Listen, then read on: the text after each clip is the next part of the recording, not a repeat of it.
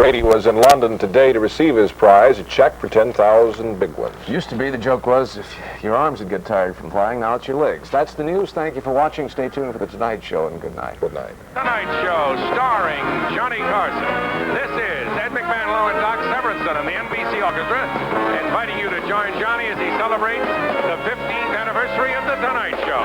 And now, ladies and gentlemen, here's Johnny.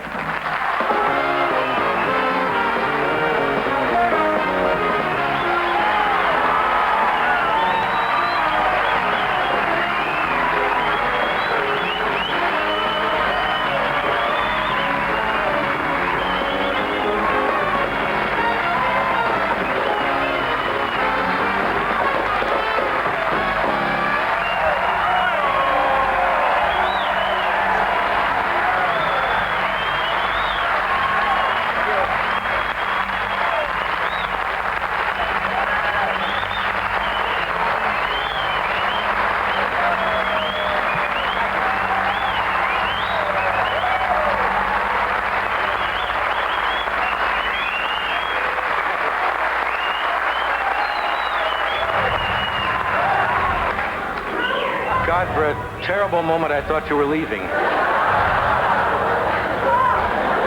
That's very nice. I think I could probably say for any performer, that's why we do this nutty business. Yeah. When you get that kind of a reaction from the people out there, that's really what it's all about. And I thank you. That's very sweet of you.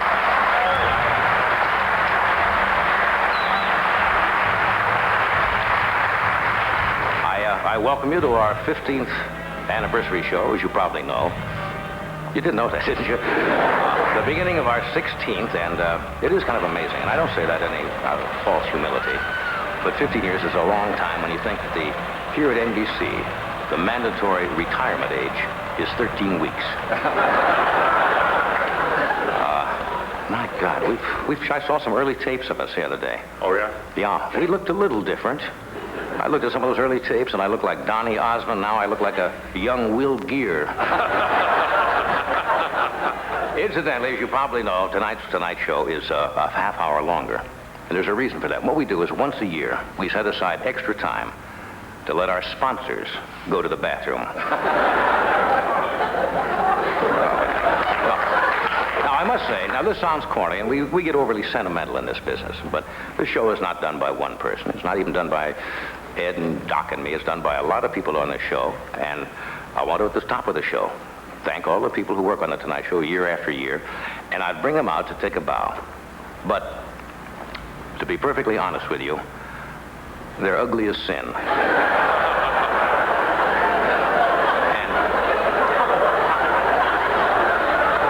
And you'd get sick to your stomachs if you saw their faces, so they'll just have to stay in the back. I'm taking a tip tonight from Ernie Shavers. My monologue strategy is to pace myself, start slowly so I can go the full 15 jokes. Speaking of that, we have a late bulletin from the newsroom. Ernie Shavers was just rushed to the hospital with a bad case of cauliflower scalp.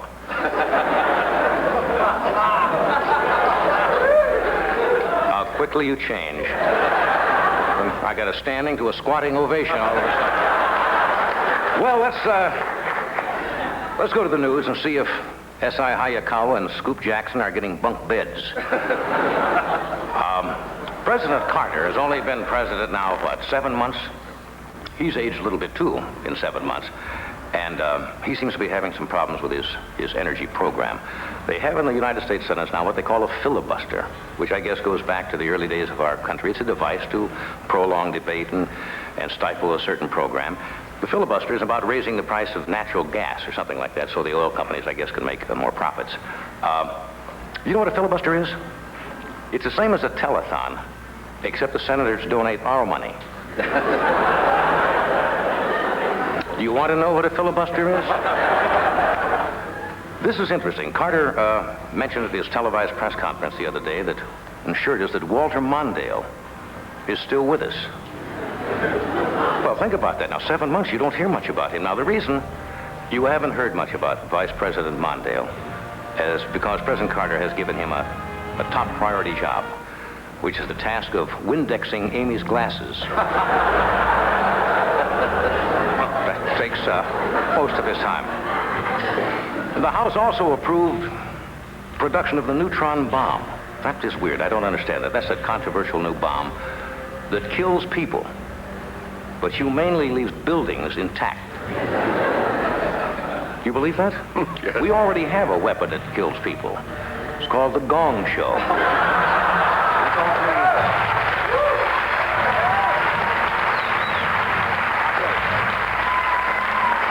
I think one of the main reasons Carter's in favor of the neutron bomb is to stimulate the steel industry, which is in kind of a slow period, by producing galvanized jockey shorts. He wants to do that. Well, there has to be a little valley somewhere along the road. Did you see the argument that Mayor Beam is in with Mayor Bradley? Mayor Beam, the mayor of New York City, is accusing. He says Mayor Bradley is guilty of bad-mouthing in New York City. Because, they had the competition of where the Olympics were going to go. Los Angeles got the Olympics, but Mayor Beam says Bradley was putting down New York by saying that New York had a higher crime rate than Los Angeles. And Mayor Beam made that statement from his bunker under Gracie Mansion. No, look, I'll be honest now. Police officers in Los Angeles, and I agree, say that it's safer out here in Los Angeles, don't you think?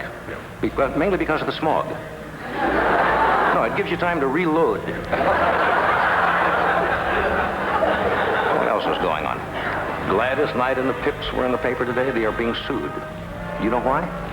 They gave a concert at a place out here called the Greek Theater, which is an open-air theater in Los Angeles, and the residents who live nearby were disturbed because of all the noise at night.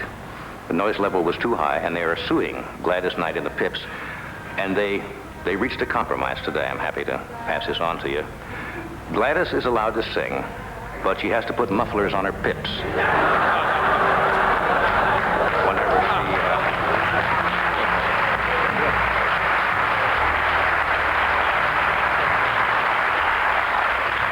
One little item of interest in the paper. Elizabeth Taylor's a fascinating woman. She's always in the news. She announced, it came out on the radio the other day, that she said that when she dies, she wants to donate her eyes to an eye bank, which, is, I think, a very nice idea. That comes up with some wonderful possibilities. How would you like to have a girl with Elizabeth Taylor's eyes if you could make a girl? You make me a girl with Elizabeth Taylor's eyes, Farrah Fawcett's face and hair, Sophia Loren's body, and she could have Red Fox's feet, for all I care. I mean, who cares? We have a great show for you. Later on, Steve Allen, Jerry Lester, and Jack Parr will be out here to sing Yesterday.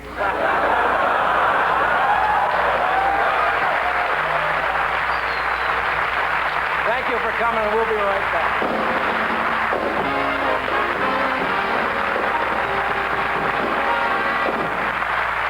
And in the world of Tom, Dick, Harry, and Johnny, there's only one Charlie. Watch this. We'll be back.